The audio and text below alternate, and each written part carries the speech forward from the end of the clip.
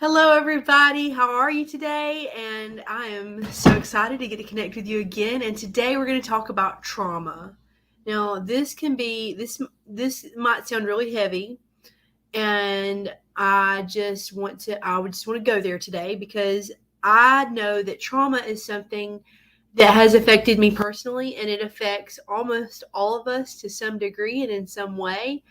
And I think it's something that we definitely need to address if our intention is to show up in our lives as the best version of ourselves, right? Because that's my intention. I want to show up with my family, for myself, for my community online, for my friends, for my coworkers, for everyone as the best possible version of Jordan that I can be.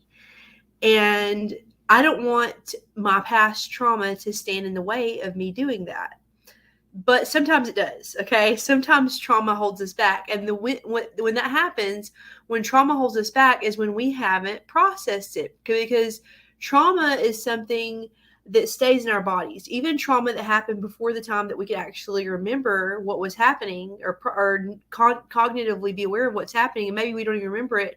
Those memories are stored in our bodies. And that can get kind of confusing because then you're like, what? If I don't remember it, how can I process it? But we're going to talk about that today. Not only that type of trauma, but any type of trauma. And I want to say, but first, before we get into how we process the trauma, I want to talk about the effects that trauma can have on you right now. And specifically, I want to talk about just in any goal that you have, a personal goal, a business goal, a health goal. If you feel stuck in that goal and you're not moving forward, I want to talk about that. And I also want to tell a story that I'm gonna share a story about how it has affected me as a parent, as a mom, just parenting from a place of trauma and then moving forward out of that trauma. So I've been listening to an audiobook recently, and I'll put the link in the comments, or if you're interested in getting a link to this book, just comment. The name of the book is The Big Leap by Gay Hendricks. I've been listening to this audiobook, and it is amazing. It is so good. A lot of my friends who watch my videos have already read this book, and I'm almost finished with it. It is so good. So in the book, it's a personal development book. And in the book, the author talks about how everyone has an upper limit problem.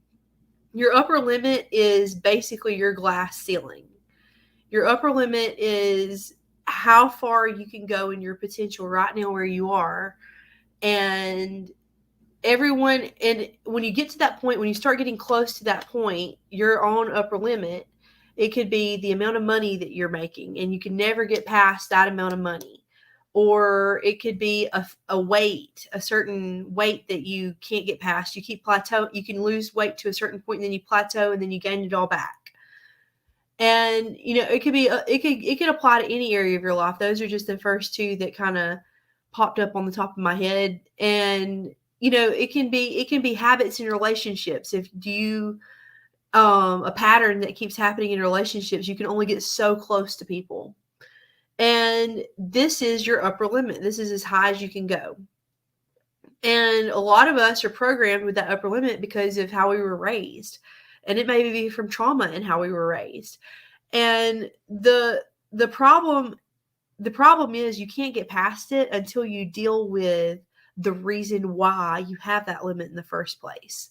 And guys, we're getting really subconscious here. We're getting really abstract here, but this is so important. I just really want us to spend some time working on this. So the way that you deal with your upper limit problem, and this is connected to trauma, I promise. I don't want you to think I'm just kind of rambling on and on. This is all tied together.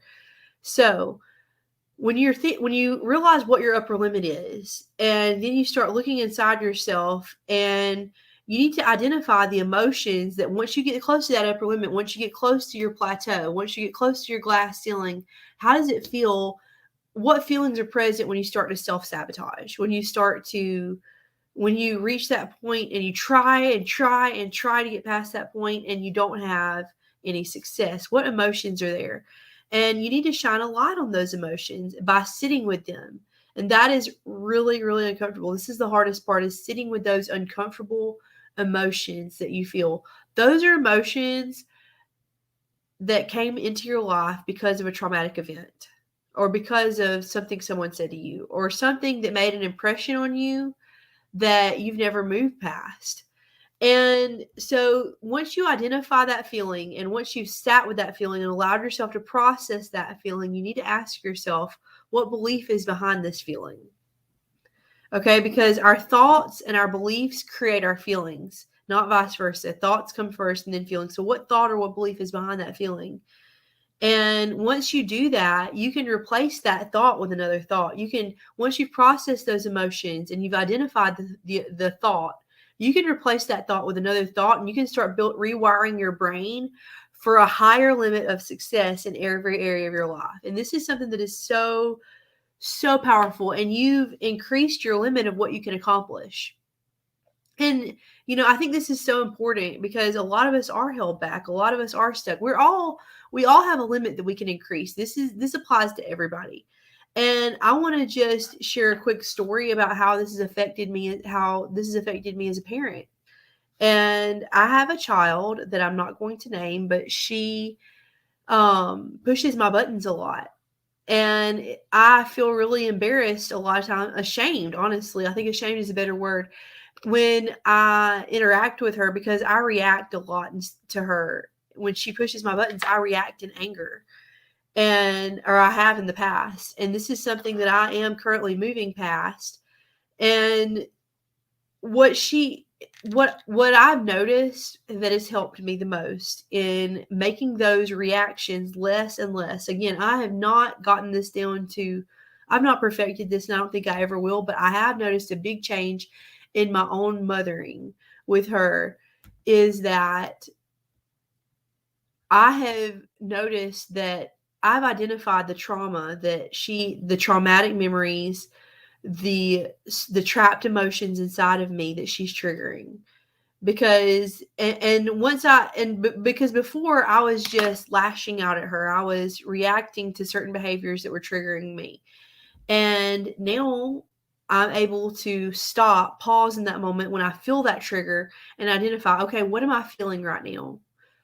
Where am I feeling it? What thought is behind that feeling? What memory is behind that feeling? And I'm able to process it. And then the more and more and more and more and more that I do that, the easier it becomes to parent her. And the less guilt and shame there is on me, because I'm not parenting from a place of brokenness and hurt and trauma.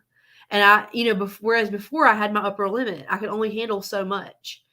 And now, because I have sat with those painful emotions and am continuing to do this on a daily basis with her, and sometimes it doesn't always go well, but, I'm working on this. This is a work in progress for me. But I'm able to make progress and make growth in that area, and grow our relationship. And this can apply, like I said, in every area of our lives. So there's one last thing I want to tell you about. And I want to encourage you, if you're not a member of my group, Survival Mode is Successful, Mompreneurs of Little Kids Creating Momentum, I encourage you to come on over and join, because this week on Wednesday at 7 o'clock, I'm interviewing my friend Kate Penwarn Thompson. She's doing a training in our group, a free training on intentional parenting for busy moms. So I'm really excited about that. Kate's a mom of 12 kids, and all of them have special needs. 8 are adopted. She's fostered over 50 children. And Kate is just a wealth of wisdom and gold. And I want you in there so that you can hear our training. So I